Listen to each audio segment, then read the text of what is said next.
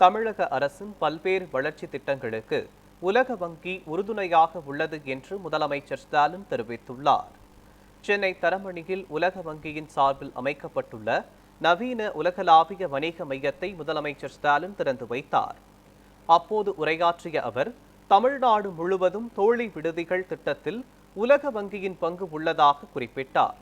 சென்னையில் விரைவில் மின்சார பேருந்துகள் இயக்கப்படவிருப்பதாக கூறிய முதலமைச்சர், 2023ஆம் ஆண்டின் கணக்குப்படி தமிழ்நாட்டில் 63 விழுக்காடு மக்கள் நகர்ப்புறங்களில்தான் வசிக்கின்றனர் என்றும், தமிழ்நாடு நகர்ப்புற மேம்பாட்டு திட்டத்திற்கு உலக வங்கி நிதியளித்துள்ளது என்றும் கூறினார்.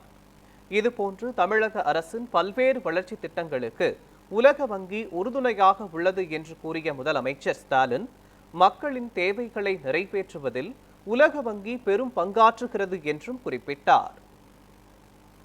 3 கட்டமாக செயல்படுத்தப்பட்ட தமிழ்நாடு நகர்ப்புற மேம்பாட்டு திட்டம் மூலமாக நம்ம மக்களின் தேவைகளை நிறைவேற்றுறதுல பெரும் பங்கு வகிக்கிறது.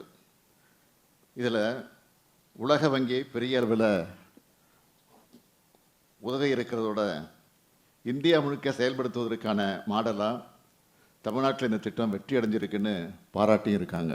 தமிழ்நாடு சாலை மேம்பாட்டு திட்டத்தில் மாநிலம் முழுக்க 750 கிலோமீட்டர் சாலைகளை மேம்படுத்தி விபத்து தடுப்பு பகுதிகள் உட்பட பல்வேறு பராமரிப்பு பணிகளை 2000 கிலோமீட்டர் சாலைகளில் மேற்கொள்ள உதவி இருக்குது. தமிழ்நாடு நீர்வள நிலவள திட்டமானது நீர்ப்பாசனத்துறையோட நவீனமயமாக்கல் முயற்சிகளுக்கு வித்திட்டிருக்கு.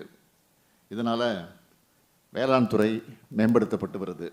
2023ஆம் ஆண்டுக்கான 63 விழுக்காடு தமிழ்நாடு மக்கள் நகர்ப்புறங்களில் தான் வசிக்கிறாங்க. எல்லாருக்கும் எல்லாம் என்ற நம்முடைய கோட்பாட்டின்படி பொருளாதாரத்தில் பின்தங்கி இருக்கக்கூடியவங்களுக்கும் சொந்த வீடுகள் இருக்கணும் என்பது என்னுடைய கனவு. அந்த வகையில் காலநிலை மாற்றத்திற்கேற்ற சுற்றுச்சூழலுக்கு உகந்த குடியிருப்புகளை ஏழை மக்களுக்கு உருவாக்கி தருவதற்காக நமது அரசு நகர்ப்புற வீட்டு வசதி திட்டத்துக்கு டெவலப்மெண்ட் பாலிசி லோன் என்ற வகையில் $190 மில்லியன் உலக வங்கி கடனாக கொடுத்துருக்குறாங்க.